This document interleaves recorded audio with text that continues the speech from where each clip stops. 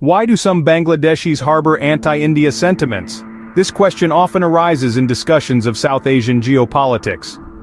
We'll be venturing into the reasons behind these sentiments, tracing their origins chronologically. From border killings and political interference to water distribution issues and offensive remarks, we'll examine the factors that have fueled these feelings over the years. Cricket controversies also come into play, adding another layer to this complex issue. Let's delve into history to understand the roots of these sentiments. The earliest and one of the most critical reasons is border killings. Over a span of 20 years from 2000 to 2020, at least 1,236 Bangladeshis were tragically killed, with over 1,145 individuals seriously injured by Indian border forces. Even in the recent past, between 2021 and 2022, the grim tally of casualties rose by another 23 lives lost. These incidents, more often than not, have been the cause of much tension and discord between the two neighboring nations. They have led to a significant deterioration of bilateral relations, instilling a strong sense of resentment and hostility within the Bangladeshi population towards India. This hostility is not just a fleeting emotion, but has gradually solidified over the years, deeply ingrained in the collective consciousness of the people.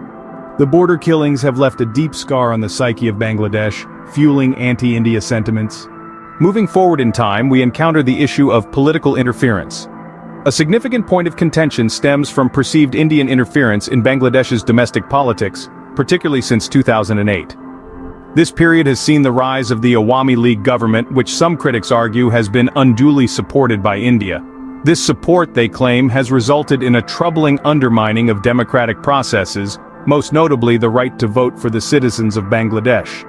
The perception among many is that this external influence has tipped the scales in favor of the Awami League, thereby depriving Bangladeshi citizens of their rightful say in the political process.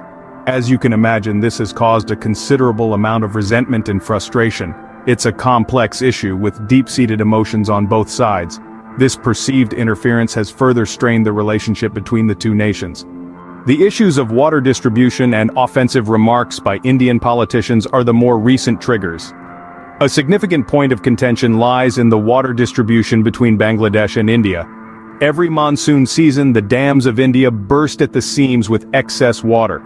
This overflow is discharged into rivers that flow into Bangladesh, causing severe flooding.